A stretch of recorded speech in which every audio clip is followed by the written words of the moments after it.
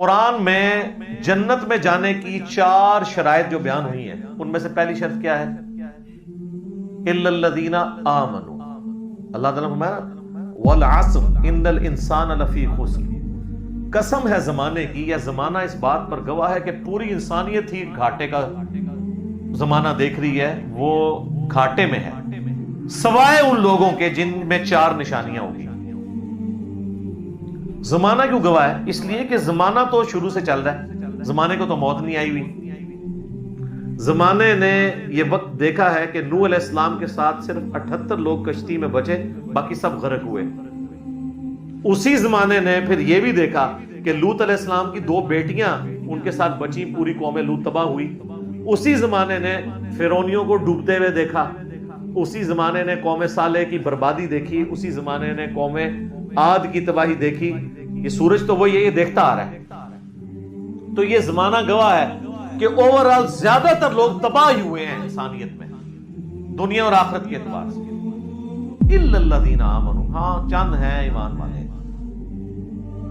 وعملوا الصالحات، جو کہ نیک عمل کیا کرتے تھے، یہ کریں گے، وتواصوا بالحق، اور لوگوں کو بھی وصیت کریں گے سچائی کی بات کی۔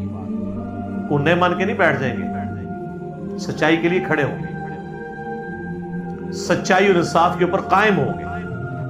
اولو العلم قائما بالقسط کے تحت، چاہے ان کو اپنے خلاف بھی گواہی دینی پڑے، اپنے رشتہ داروں کے خلاف گواہی دینی پڑے، وہ کھڑے ہو جائیں گے اللہ کے لیے، اللہ کے مجاہد بن کے، رسول اللہ کے سپاہی بن کے، کریں گے حق بات کی، سچی بات بتائیں گے لوگوں کو، بالکل دو ٹوک۔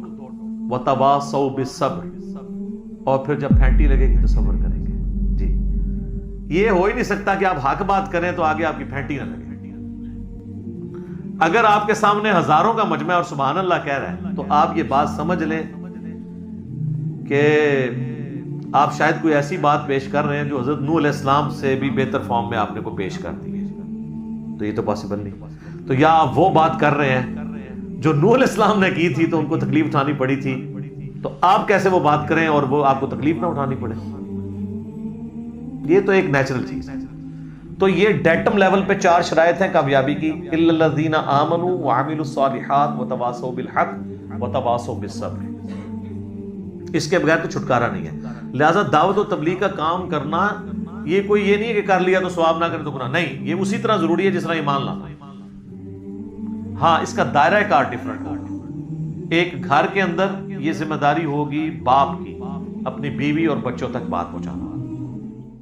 ایک دفتر میں ذمہ داری ہوگی آفیسر کی کہ وہ اپنے انڈر لوگوں تک پازیٹیولی بات کو پہنچائے۔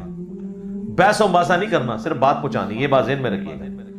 بحث کرنے کی اجازت تو اللہ کے نبی کو بھی نہیں ہے، جن سے کوئی لائق ہو نہیں سکتا کہ وہ اگلے بندے کو دلائل پہ قائل کر لیں گے، ان کو بھی کہا گیا وَإِذَا خَاطَبَهُمُ الْجَاهِلُونَ قَالُوا سَلَامًا۔ ہاں، یہ ذہن میں رکھنا، صرف دعوت، وَمَا عَلَيْنَا إِلَّا الْبَلَاغُ، حتیٰ کہ حضور کا وہم بھی اللہ تعالیٰ نے نکال دیا یہ بات کہہ کے۔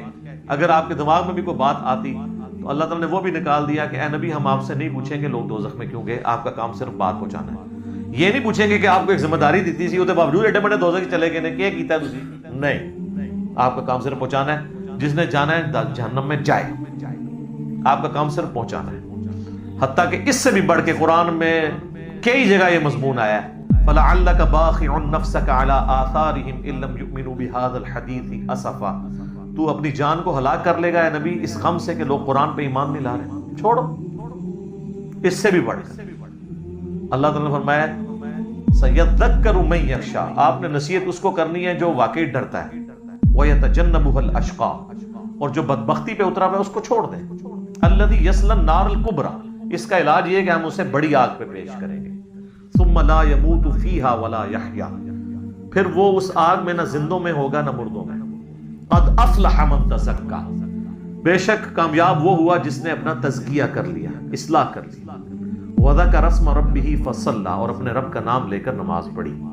ہم اپنے رب کا نام لے کے نماز پڑھتے ہیں، اسی لیے 4 رکعتوں میں 22 دفعہ اللہ اکبر آتا ہے، سٹارٹ سے لے کے ہر رکعت میں۔ بل تؤثرون الحیات الدنیا والآخرۃ خیر وابقیٰ، بلکہ تم دنیا کی زندگی کو پرائورٹی دیتے ہو جبکہ آخرت باقی رہنے والی ہے اور بہتر بھی ہے۔ ان ھذا لفی الصحف الاولی، یہی ایک یونیورسل ٹروتھ تھا جو اگلے صحیفوں میں بھی تھا، صحف ابراہیم و موسیٰ، چاہے وہ ابراہیم کے صحیفے ہوں یا موسیٰ کے۔ اصل کانٹے کی بات یہ تھی کہ دنیا کی زندگی عارضی ہے، جب تک یہ دنیا کا کتا نہیں نکلے گا نا آپ کے دل سے، آپ کے دل کا کنواں پاک نہیں